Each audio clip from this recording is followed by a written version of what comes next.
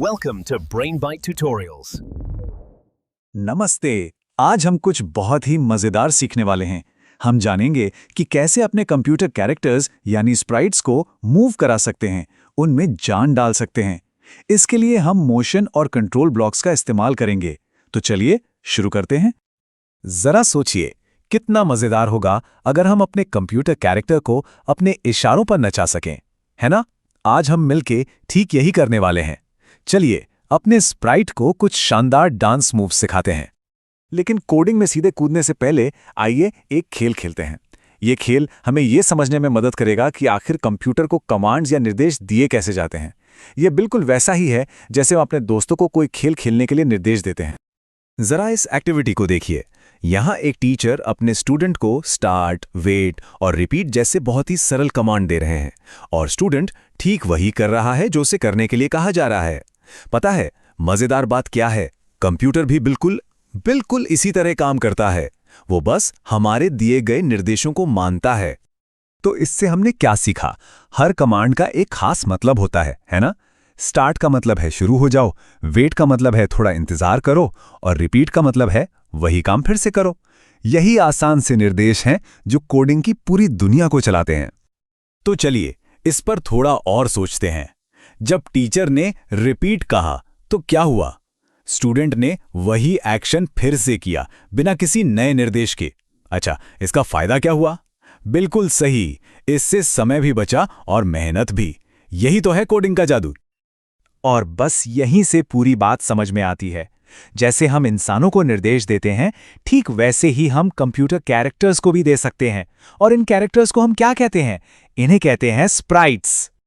तो अब जब हम कमांड्स के बारे में जान गए हैं, तो चलिए अपने डिजिटल दोस्त यानी स्प्राइट को एक शानदार डांस परफॉर्मेंस के लिए तैयार करते हैं।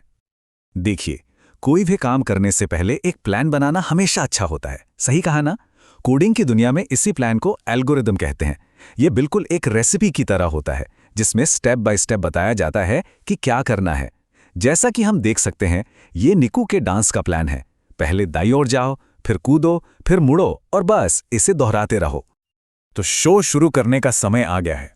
सबसे पहले हम अपने डांस के लिए एक शानदार स्टेज चुनेंगे, मतलब कि एक बैकग्राउंड। फिर हम अपने स्टार परफॉर्मर स्प्राइट को लाएंगे और ये पक्का करेंगे कि उसका साइज एकदम सही हो। स्टेज तैयार है, हमारा डांसर भी तैयार है। अब आता है सबसे मजेदार हिस्सा।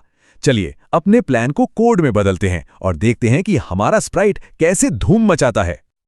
अब जरा यहां देखिए, बाईं तरफ हम एक ही काम को बार बार करने के लिए कई सारे ब्लॉक्स का इस्तेमाल कर सकते हैं। ये थोड़ा लंबा और थकाऊ लगता है ना? लेकिन अब दाईं ओर देखिए, बस एक रिपीट ब्लॉक और हमारा काम हो गया। ये हमारे कोड को न केवल छोटा बनाता है बल्कि बहुत स्मार्ट भी बनाता है। तो ये जादुई रिपीट ब्लॉक आखिर है क्या? ये एक कंट्रोल ब्लॉक है। इसे कोडिंग का सुपर हीरो समझ लीजिए, जो हमें एक ही काम को बार बार लिखने की मेहनत से बचाता है। इससे हमारा कोड साफ सुथरा और समझने में आसान बन जाता है। ठीक है, अब जब हमने मूल बातें सीख ली हैं, तो क्या एक छोटी सी चुनौती के लिए तैयार हैं?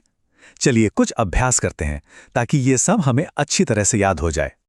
इस एक्टिविटी में हमें निक्कू के डांस के हर एक्शन के लिए सही कोड ब्लॉक खोजना है। थोड़ा सोचिए, दाईं ओर जाने के लिए कौन सा ब्लॉक इस्तेमाल करेंगे और कूदने के लिए चाहें तो यहां रुककर सोच सकते हैं। बहुत अच्छा किया।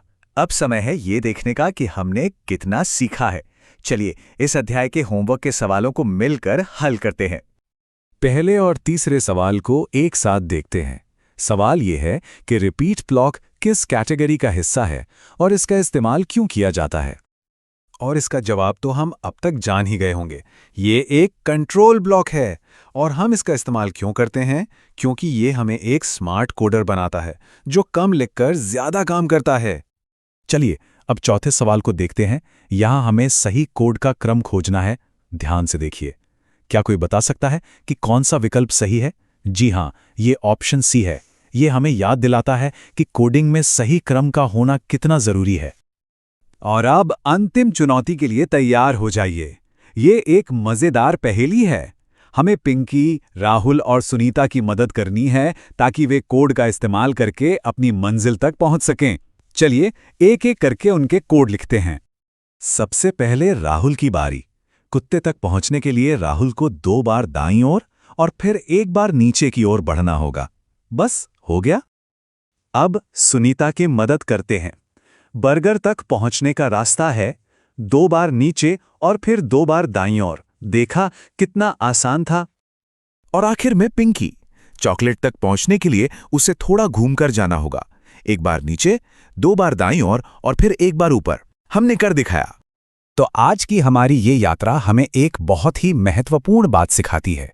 कोड सिर्फ कंप्यूटर के लिए निर्देश नहीं है, ये तो हमारी कल्पना को पंख देने और कुछ नया बनाने का एक जरिया है। ये रचनात्मकता की भाषा है। अब जब हम एक स्प्राइट को नचा सकते हैं तो सोचिए कि हम कोड के साथ और क्या-क्या कमाल की चीजें कर सकते हैं।